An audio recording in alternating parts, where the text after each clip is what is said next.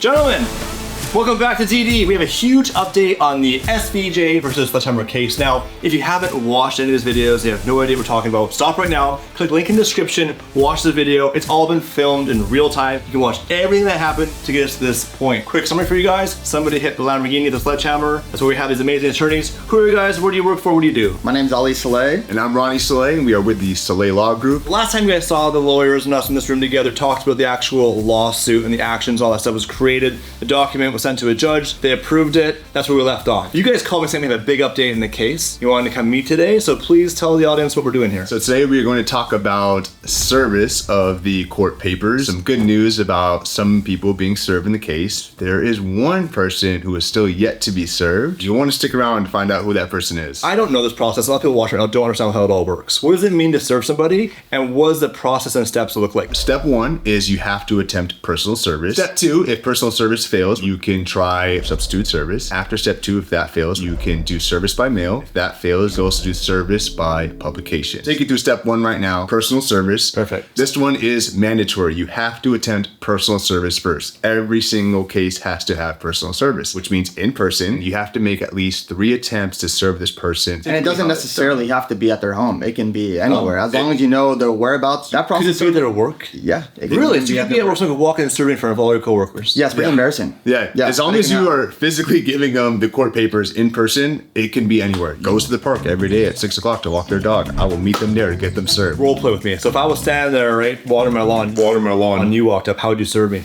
I literally just say, hey. I don't want that. No, I don't want that. Here you go, serve me. There Yeah, exactly. Yeah, okay, here we go. Hey, you've been served? There's actually been case law where even if you've been personally served and you're like, nope, doesn't count, I'm ripping this apart. As long as I gave you a copy of it and told you that you're being served with a lawsuit and you try ripping it apart saying, no, I was not served, does not matter. I gave you the papers. That's all I need to do. Whatever you do with it. Prove you did that? Well, if you sit down, The process server will sign off on it and say, I gave it to X person. This is what they look like. We file it with the court. Then the court understands that this person's been served, that they tear it up, don't take it seriously. Then we can do what's known as filing a default judgment. And we'll get into that a little bit later, but it's taken very seriously. You cannot just tear up these court papers and think you can get away with it and nothing will happen. So once you've done that, step 2 is you can now go forward with what's called substituted service. For example, you're going to serve a parent at their house. Let's just say the parent is part of the lawsuit and they have a 20-year-old son who lives there. So if you've made a good faith attempt to serve this parent, you can now go to the home. If the 20-year-old son enters the door, you can give him the court papers. You ask, do you live here? They'll say yes. Are you over 18? Yes. Okay, your father's being sued. Here are the court papers. I've served the parent properly, even though I gave it to the son. So that's substitute service. They have to be over 18 and they have to actually live at the property, or you can do it at where the parent works, for example. You can go to their work and let's just say you're talking to the front office manager. You have knowledge that this person's an employee here. I am serving this person. Make sure you give them these papers. That works as well. We have 4 defendants in the case. 3 of the 4 defendants have been served. 2 of the 3 methods of service have been by substituted service. So just kind of like what Ronnie explained, they were served by giving it to somebody else, not necessarily the named defendant. And if that doesn't work, step 3. We mailed them the court papers, the summons, the complaint, and also forms acknowledging that they received it. They would send it back to us, and then we file it saying, hey, they've officially been served, and that's kind of how it would go. And the last method is by service by publication, and this is kind of a very old-fashioned way of serving a named party to a complaint. You can publicize the complaint in the newspaper saying so-and-so is being sued, and publicize that in the newspaper, and they can officially be deemed served. The whole thing goes in the paper? Yeah. Like the actions and everything? Not necessarily. Oh my God, that's awful. You're being sued. It would be like literally the head of the newspaper. Yeah. Front page And of the New York Times. it's very, very rare. It's a very Have you guys done that old way- before? No. But one of my close friends, he did it before, and the named defendant was a son, and his grandmother was reading the newspaper and found out that her son was being sued in the newspaper and said, son, what's going on? I see your thing. Roll up and hit him with it.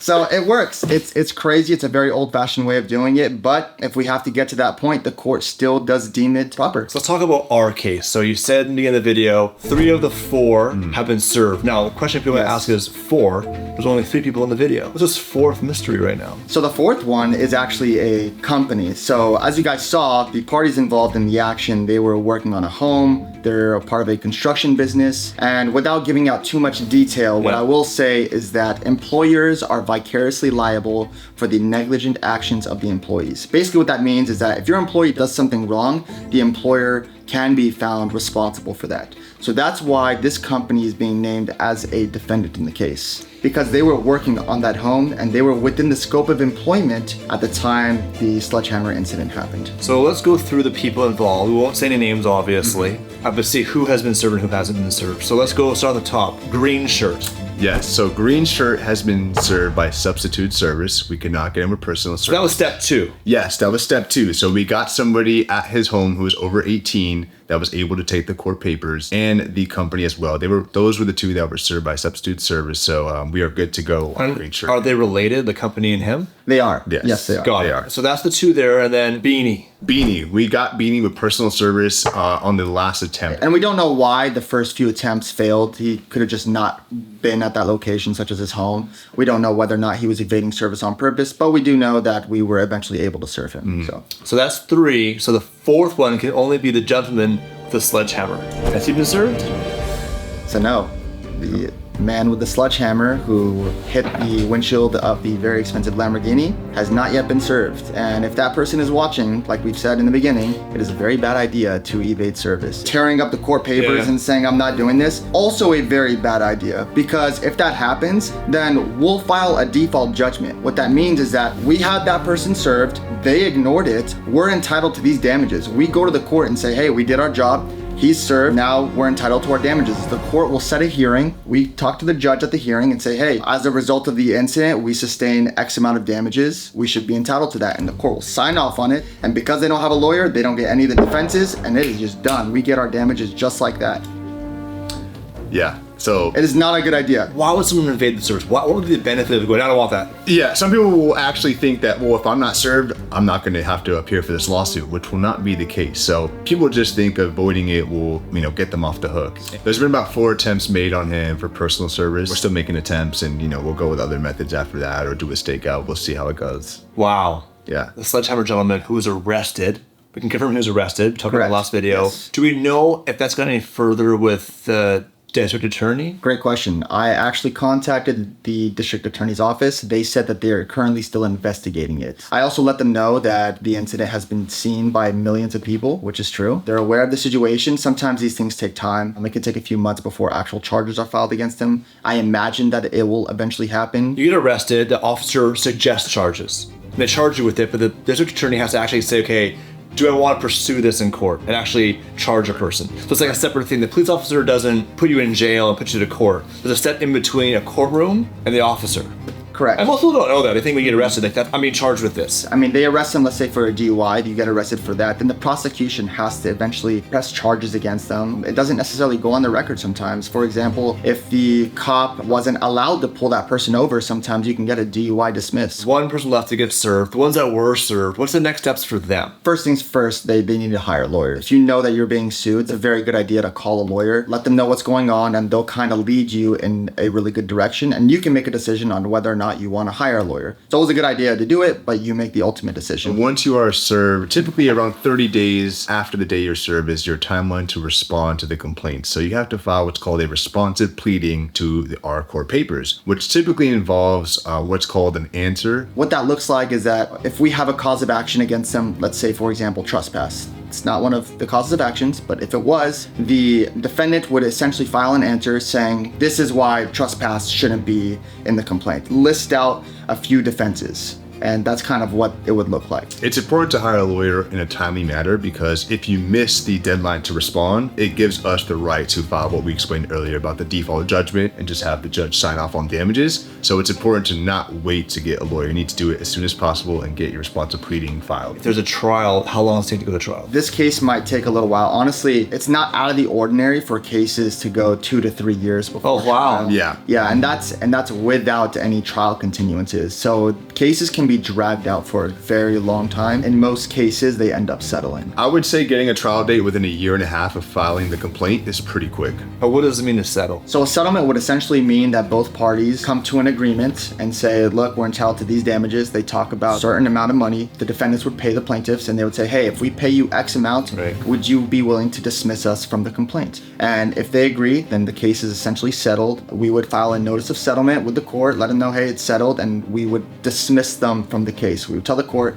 it's settled, we're going to dismiss the complaint, it's all done. So that would happen outside of the courtroom. So you could literally have a meeting in a room and talk about it? Correct. Yeah, it be could over the phone. It could be all 6, 7, 8 of us be in a room together talking about this? Yeah, honestly, it could be very informal over email or phone call. Can they come?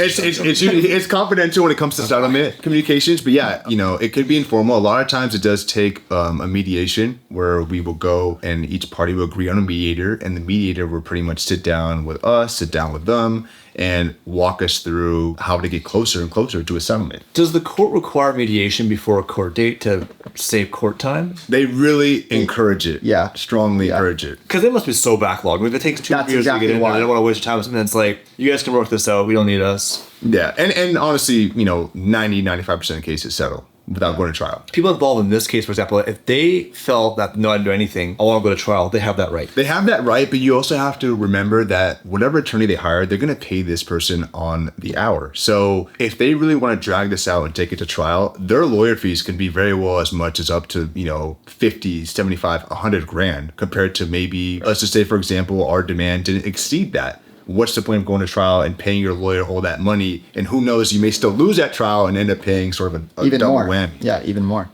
Really? Right. Sort of the thing defense attorneys always have to think about. It's like, look, you have to pay me and you may still have to pay them at trial. So usually why settlement works out best for both parties. Next update will be in a few weeks once they've responded. Yeah, that's Exactly probably right. about 30 days. 30, or so. 45 days. And then the sledgehammer, we still have to get served. Yeah, Correct. so So stay tuned for that. yeah. Well, gentlemen, thank you very much. Appreciate it. Of course. Thank you. Now, I have to acknowledge something in the comment section for a second. Now, we have to stick together here for a minute, guys. A few of you made some comments about the hairline of a gentleman inside me. And then the fellow man that went full loss at 21 years old, just be kind. Come on. Yeah, we love You it. don't care. I think it's funny. Yeah, we think it's we really, think it's really funny. hilarious. My favorite comment was when people were referring to us as the Hairline Brothers. I like to say that we are perfectly imperfect. That's the quote I like to use on a daily basis. And when you accept that, you can laugh at yourself at times. So I love it. Keep it coming. Who knows? Maybe we'll change the name of our law firm to the Hairline Brothers. So. As long as I know who you are, that's all that matters. And if you're a company that offers hair transplants, you want to sponsor us, 3 of us go in for it after. That's it. Yeah. Would you guys do it with me? Let's Yeah, make it we'll happen. do it. Yeah, all right. Let's do it. Okay, thanks for watching. Thank you guys. You're in court and you're under oath and they said if you have the Bible, whatever you do, Yeah. we all see it in the movies, and somebody lies. Yeah. You can go to jail. So Yeah. just know that it's not like you're And does getting that happen? fined. People go to jail for that? Yeah, definitely. Yeah, Someone's like, how much do you weigh? And I'm like, 180 pounds. Yeah, no one's gonna care. No, not Mr. Coulter, it's you are 222 pounds. No one's gonna care about it. They will correct I you. care. But